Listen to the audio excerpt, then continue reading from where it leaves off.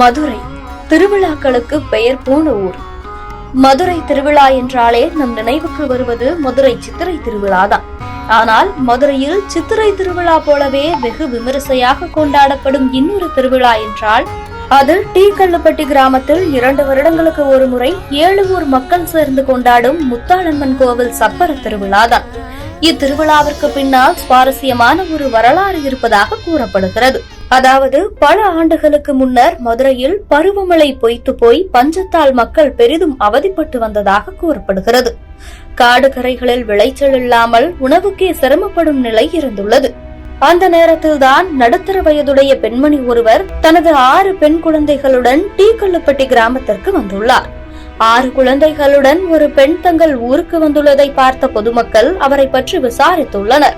அதற்கு அவர் தான் ஆந்திராவை சேர்ந்தவர் என்றும் அங்கு பிழைக்க வழியில்லாமல் மதுரைக்கு வந்ததாகவும் கூறி தங்குவதற்கு இடமும் உணவும் கேட்டுள்ளார். உடனடியாக அப்பூர் மக்கள் அவருக்கு இருப்பிடமும் உணவும் கொடுத்து அவரை தங்கள் கிராமத்திலேயே தங்க வைத்துள்ளனர். சில நாட்களுக்கு பிறகு அப்பெண்மணி ஊர் மக்களை பார்த்து, தங்களுக்கே உணவு இல்லாத சூழலிலும் எனக்கும் என் பிள்ளைகளுக்கும் உணவளித்து எங்களை பார்த்து கொண்டுள்ளீர்கள். ஆகவே கூடிய விரைவில் உங்கள் கிராமத்தில் மழை பெய்து கிராமமே மிகவும் செழிப்படையும், உங்கள் பிரச்சனைகள் எல்லாம் தீர்ந்துவிடும் என்று கூறியதாக கூறப்படுகிறது.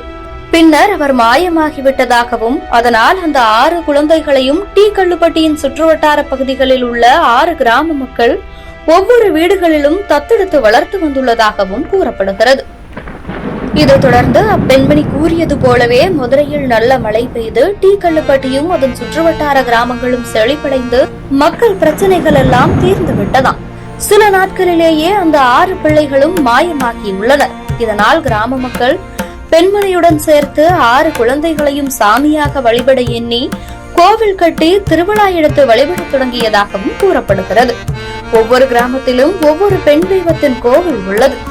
தேவன்குறிச்சியில் ஆதிபராசக்தி கோவிலும், டி கல்லுப்பட்டியில் சரஸ்வதி கோவிலும், வன்னிவேளாம்பட்டியில் மகாலட்சுமி கோவிலும், அம்மாப்பட்டியில் பைரவி கோவிலும், காடநேரியில் திரிபுர சுந்தரி கோவிலும், கிளாங்குளத்தில் சபரி கோவிலும், சத்திரப்பட்டியில் சௌபாகியவதி கோவிலும் அமைத்து வழிபட தொடங்கியுள்ளனர்.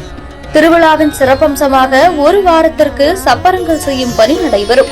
திருவிழாவின் முக்கிய நாளான இறுதி நாளன்று அம்மாப்பட்டியை தவிர்த்து பிற 6 கிராமத்தினரும் தங்களுடைய சப்பரங்களை தலைச்சுமையாகவே 2 கிலோமீட்டர் தூரம் தூக்கி வந்து அம்மாப்பட்டி கிராமத்தை அடைவர்.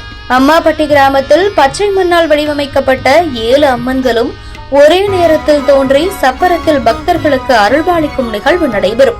பின்னர் 6 கிராமத்து மக்களும் தங்கள் அம்மன்களை பெற்றுக்கொண்டு அவரவர் கிராமத்திற்கு திரும்பி விடுவார்கள். அதன் பிறகு மாவிளக்கு பூஜை, முளைப்பாரி மற்றும் அம்மனுக்கு பூஜை நடைபெறும். பின்னர் விழாவின் இறுதி நிகழ்வாக மண்ணால் செய்யப்பட்ட சாமி சிலைகள் நீர்நிலைகளில் கரைக்கப்படும். அதில் பல்வேறு சமூகத்தினர் ஒன்று கூடி தங்கள் ஒற்றுமையை திருவிழாவின் மூலம் வெளிப்படுத்துவார்கள். 2 வருடங்களுக்கு ஒரு முறை நடைபெறும் இத்திருவிழா பலத்த போலீஸ் பாதுகாப்புடன் வெகு விமரிசையாக மதுரை மக்களால் கொண்டாடப்பட்டு வருகிறது. இவ்வாண்டும் முத்தாளம்மன் கோவில் திருவிழா கடந்த 14ஆம் தேதி மதுரை மக்களால் வெகு விமரிசையாக கொண்டாடப்பட்டது. இதில் லட்சக்கணக்கான மக்கள் பங்கேற்று தங்கள் மகிழ்ச்சியை வெளிப்படுத்தினர்.